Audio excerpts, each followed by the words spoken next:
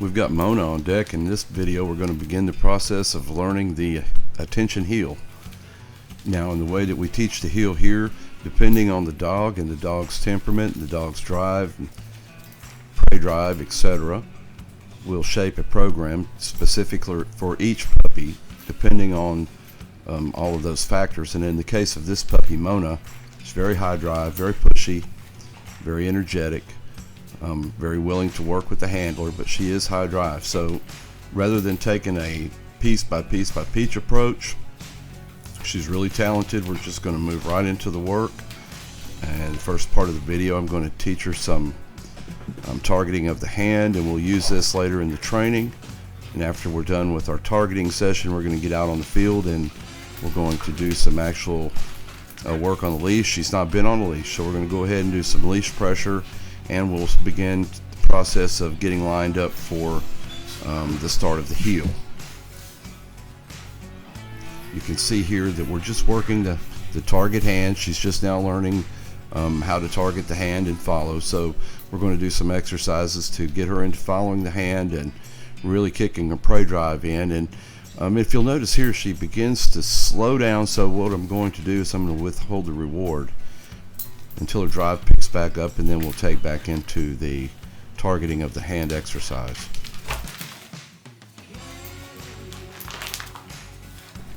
Now out to the field, we're going to begin working on our leash pressure.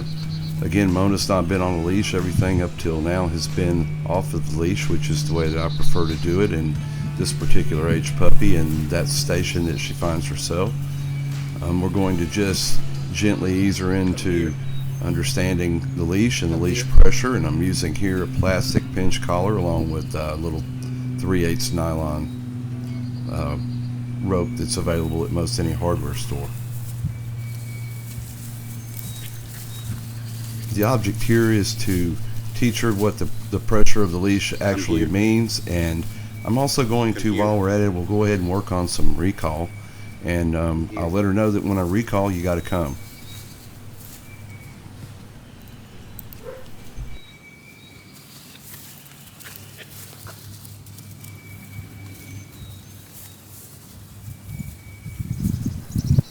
While undergoing this type of training, we're going to go ahead and by virtue of the fact of the way that we are working with Mona, she's going to be duty trained. She's going to understand that when we give her a directive, that she has no choice but to follow that directive 100% of the time. And this is what I consider duty training. And until we're there in the training, I don't think that we have a trained dog.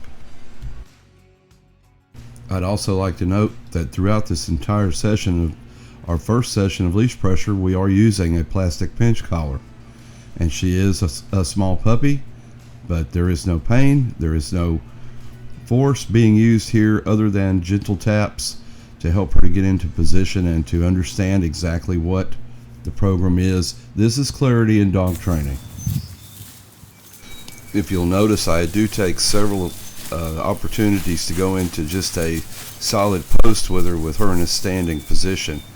I think it's important when we begin the heel to have the dog in a standing position as much as possible.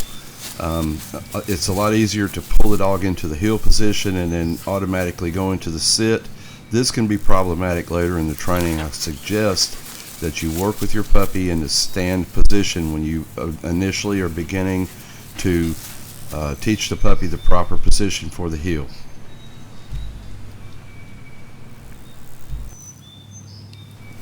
And I'm recognizing at this point in the session, when she jumps up and she seems to almost check out on me, I realize at this point that she's probably about ready to check out, and she's reached her limit insofar as time span for one productive session. So I'll begin to wind down, and we'll try to end up on an end and win situation and end on a great picture, and we'll come back for session 2.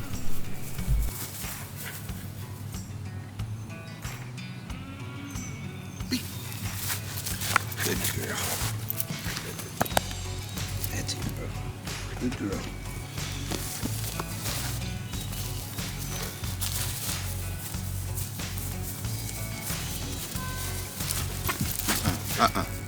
No.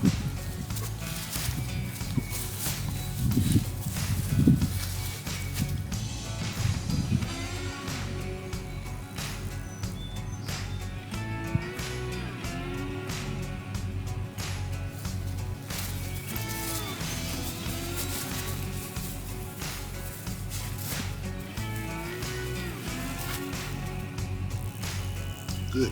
Okay, we're done.